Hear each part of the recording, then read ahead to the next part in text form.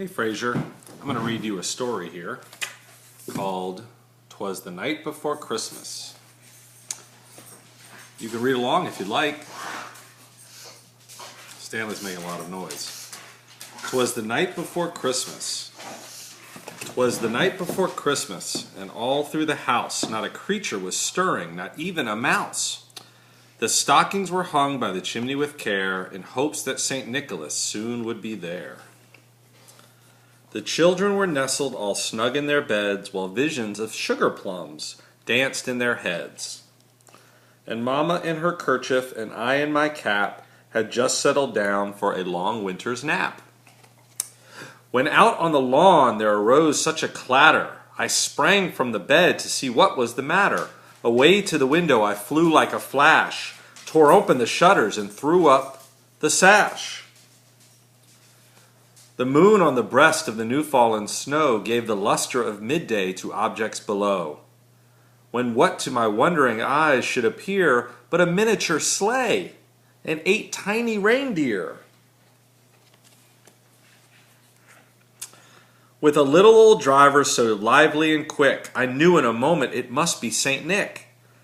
More rapid than eagles his coursers they came, and he whistled and shouted and called them by name. Now Dasher, now Dancer, now Prancer and Vixen, on Comet, on Cupid, on Donder and Blitzen, to the top of the porch, to the top of the wall, now dash away, dash away, dash away all. As dry leaves that before the wild hurricane fly, when they meet with an obstacle, mount to the sky, so up to the housetop the coursers they flew, with the sleigh full of toys and St. Nicholas too. And then in a twinkling I heard on the roof the prancing and pawing of each little hoof. As I drew in my head and was turning around, down the chimney St. Nicholas came with a bound. He was dressed all in fur from his head to his foot, and his clothes were all tarnished with ashes and soot. A bundle of toys he had flung on his back, and he looked like a peddler just opening his pack. His eyes how they twinkled, his dimples how merry, his cheeks were like roses, his nose like a cherry, his droll little mouth was drawn up like a bow, and the beard of his chin was as white as the snow.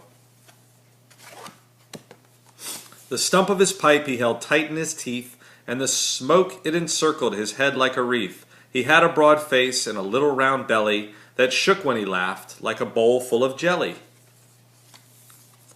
He was chubby and plump, a right jolly old elf, and I laughed when I saw him, in spite of myself. A wink of his eye and a twist of his head soon gave me to know I had nothing to dread. He spoke not a word, but went straight to his work, and filled all the stockings, then turned with a jerk, and laying his finger aside of his nose, and giving a nod up the chimney he rose. He sprang to his sleigh, to his team gave a whistle, and away they all flew like the down of a thistle. But I heard him exclaim as he drove out of sight, "Happy Christmas to all, and to all a good night."